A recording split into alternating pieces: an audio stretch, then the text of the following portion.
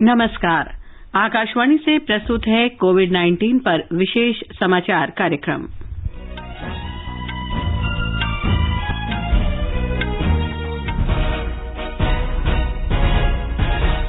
भारत में कोविड-19 से ठीक होने की दर बढ़कर 23.3% हुई। स्वास्थ्य मंत्री ने कहा, भारत मई के अंत तक कोविड-19 के लिए रैपिड जांच किट का निर्माण शुरू कर देगा।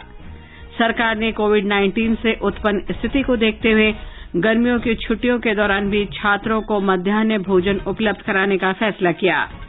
पंजाब सरकार ने अन्य राज्यों से आए लोगों के लिए 21 दिन का पृथकवास अनिवार्य किया। सरकार ने आईटी कंपनियों के कर्मचारियों को 31 जुलाई तक घर से काम करने की अनुमति दी और भारत ने रियायती कीमत पर पर्यावरण प्रौद्योगिकी सुलभ कराने का आह्वान किया।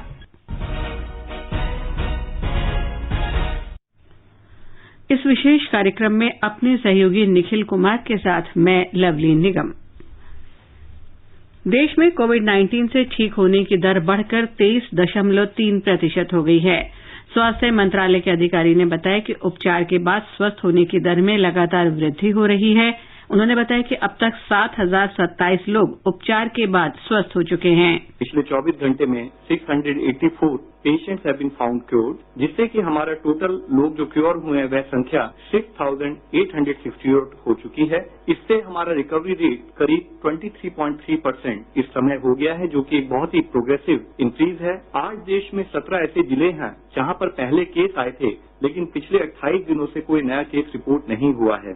इन जिलों में 2 जिले ऐड हुए हैं और 1 जिला ड्रॉप हुआ है। जो जिले ऐड हुए हैं वह है कलिम्पोंग वेस्ट बंगाल में, वायनाड केरला में, और जो जिला जहां पर एक एडिशनल केस आया है वह है लखीसराय बिहार में।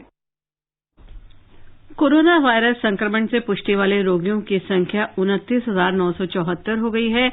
22,010 लोगों का उपचार चल रहा है। इस महामारी से 937 लोगों की मौत हुई है। स्वास्थ्य मंत्रालय के अधिकारी ने बताया कि पिछले 28 दिनों में 17 जिलों में कोई नया संक्रमण नहीं मिला है। उन्होंने कहा कि विश्व स्वास्थ्य संगठन के आंकड़ों के अनुसार कोविड-19 से अधिक संक्रमित 20 देशों की जनसंख्या का योग भारत की जनसंख्या के लगभग बराबर है, जबकि इन 20 देशों में संक्रमित लोगों की संख्या भारत में संक्रमित लोगों की संख्या से 84 गुना अधिक है। उन्होंने कहा कि अधिकतम संक्रमण वाले इन 20 देशों की तुलना में भारत में कोविड-19 से मौत की संख्या 200 गुना कम है। स्वास्थ्य मंत्रालय के अधिकारी ने कहा कि कोविड-19 के उपचार के लिए प्लाज्मा थेरेपी सहित अभी कोई भी उपचार मान्य नहीं है। उन्होंने कहा कि जब तक भारतीय आयुर्विज्ञान अनुसंधान परिषद इस संबंध में अध्ययन पूरा नहीं कर लेता और कोई ठोस वैज्ञानिक प्रमाण नहीं मिलता, प्लाज्मा थेरेपी का उपयोग केवल अनुसंधान या परीक्षण के लिए होना चाहिए। केंद्रीय स्वास्थ्य मंत्री डॉक्टर हर्षवर्धन ने कहा है कि भारत में कोविड-19 के लिए रैपिड परीक्षण किट का निर्माण मई महीने के अंत तक शुरू हो जाएगा। डॉक्टर हर्षवर्धन ने वैज्ञानिकों से इस महामारी की रोकथाम के उपाय तलाशने में तेजी लाने की अपील की। उन्होंने कहा कि 6 वैक्सीन पर परीक्षण चल रहा है, जिनमें 4 का परीक्षण अंतिम चरण में है। जैव प्रौद्योगिकी विभाग के सचिव रेणु स्वरूप ने स्वास्थ्य मंत्री को बहुआयामी अनुसंधान रणनीति की जानकारी दी और इस महामारी से निपटने के तात्कालिक और दीर्घावधि तैयारियों की कार्ययोजना से अवगत कराया। सरकार ने स्कूलों में गर्मियों की छुट्टियों के दौरान भी विद्यार्थियों को मध्याह्न भोजन प्रदान करने का निर्णय लिया है। इससे करीब 11 करोड़ बच्चों को लाभ होगा। सरकार ने कोविड-19 से उत्पन्न स्थिति को देखते हुए मध्याह्न भोजन कार्यक्रम के अंतर्गत वार्षिक केंद्रीय आवंटन में 11% बढ़ोतरी करने की घोषणा की है। इसके लिए आवंटन बढ़ाकर 8,100 करोड़ रुपए कर दिया गया है। मानव संसाधन और विकास मंत्री रमेश पोखरियाल निशंक ने नई दिल्ली में वीडियो कॉन्फ्रेंस के जरिए सभी राज्यों के शिक्षा मंत्रियों और शिक्षा सचिवों से बातचीत के दौरान ये जानकारी दी। हमारे संवाददाता ने खबर दी है कि मध्याह्न भोजन कार्यक्रम के अंतर्गत दाल, सब्जी, तेल, मसाले और ईंधन की खरीद के लिए वार्षिक केंद्रीय आवंटन पहले 7,003 करोड़ रुपए था।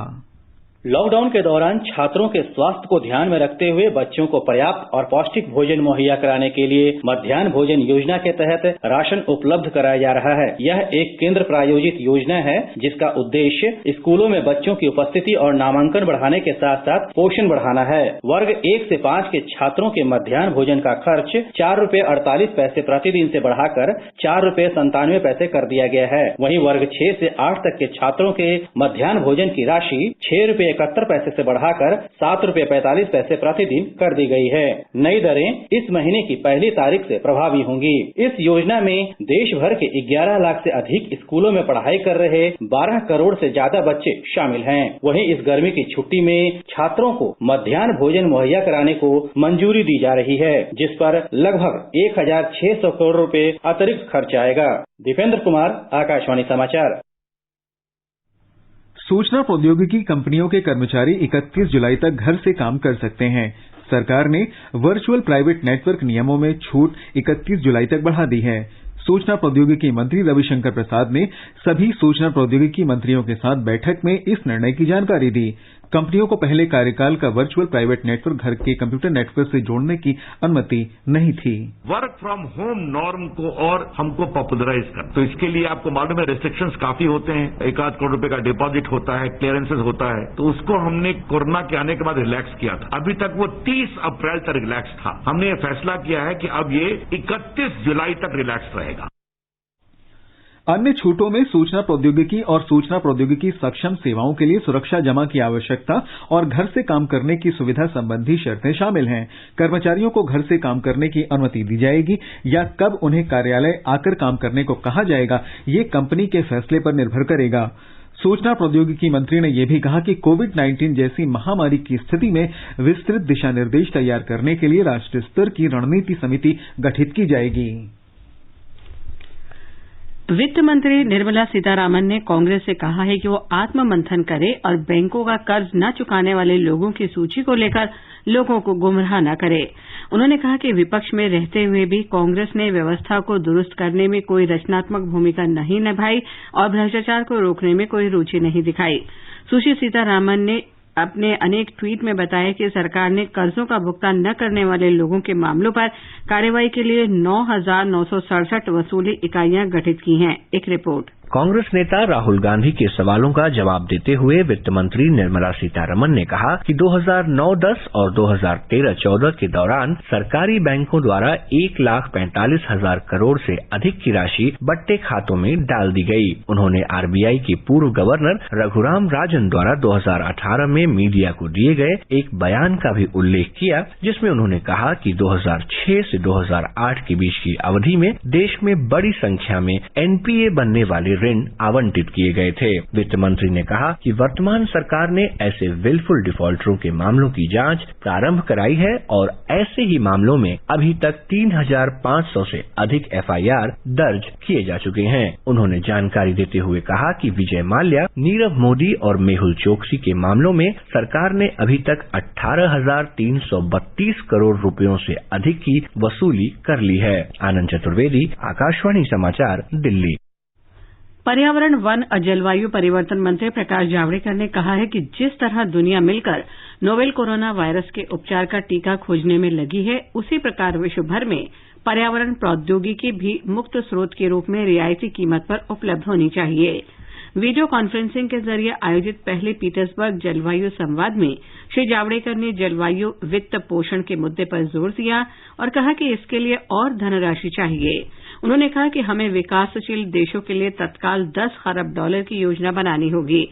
कोविड-19 के साथ लड़ाई में दुनिया के साथ एकजुटता दिखाते हुए श्री जावड़ेकर ने कहा कि इस महामारी ने हमें सिखाया है कि कम में भी गुजारा हो सकता है। इस वर्चुअल संवाद में लगभग 30 देशों के प्रतिनिधियों और मंत्रियों ने हिस्सा लिया। भारत कोविड-19 महामारी के चलते सभी परिवारों के लिए पर्याप्त जल आपूर्ति में सक्षम है। आकाशवाणी समाचार के साथ विशेष भेंट में जल शक्ति मंत्री गजेंद्र सिंह शेखावत ने कहा कि लॉकडाउन के दौरान पानी की घरेलू खपत में बढ़ोतरी हुई है, लेकिन औद्योगिक खपत में कमी आने से जलापूर्ति में संतुलन बना हुआ है। उन्होंने कहा कि देश के बड़े जलाशयों में पिछले वर्ष की तुलना में अधिक जल है।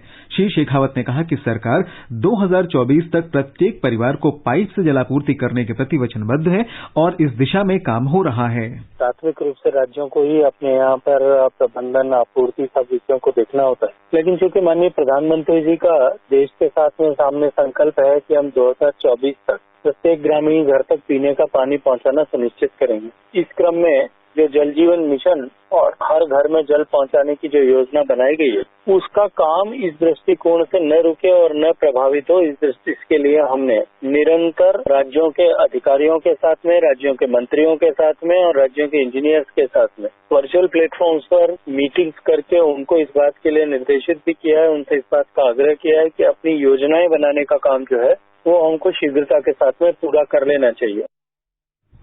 देश भर में आवश्यक वस्तुओं और चिकित्सा आपूर्ति के लिए 403 लाइफलाइन उड़ानें संचालित की जा रही हैं।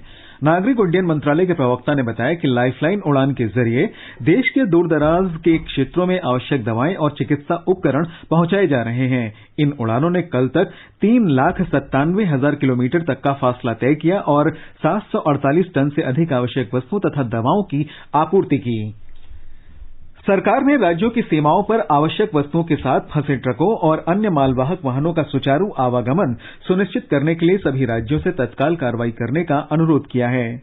सड़क परिवहन और राजमार्ग मंत्री नितिन गडकरी ने कल वीडियो कॉन्फ्रेंस के जरिए राज्यों और केंद्र शासित प्रदेशों के परिवहन मंत्रियों के साथ बैठक की।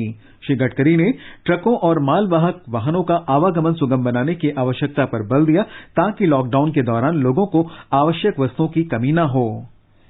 जहाजरानी मंत्रालय ने कोविड-19 के कारण मृत्यु के मामले में सभी प्रमुख बंदरगाहों पर काम कर रहे कर्मचारियों के आश्रित या कानूनी उत्तराधिकारी को क्षतिपूर्ति या अनुग्रह राशि देने का फैसला किया है।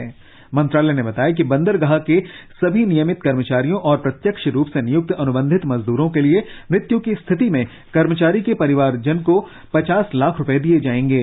अनुबंधित मजदूरों के मामले में भी ये प्रावधान लागू होगा। ये घोषणा सिर्फ कोविड-19 महामारी के लिए 30 सितंबर तक लागू रहेगी। उसके बाद आवश्यकता हुई तो इसकी समीक्षा की जाएगी। कर्मचारी भविष्य निधि संगठन ने प्रधानमंत्री गरीब कल्याण योजना पैकेज के अंतर्गत 7 लाख से अधिक कोविड-19 दावों सहित करीब 13 लाख दावों का निपटारा किया है। पीएमजीकेवाई पैकेज के अंतर्गत 2,000 करोड़ रुपए से अधिक के कोविड दावों सहित 4,684 करोड़ रुपए वितरित किए गए। मंत्रालय के अनुसार कोविड-19 अग्रिम के रूप में 79,000 भविष्य निधि धारकों को 875 करोड़ रुपए से अधिक धनराशि वितरित की गई।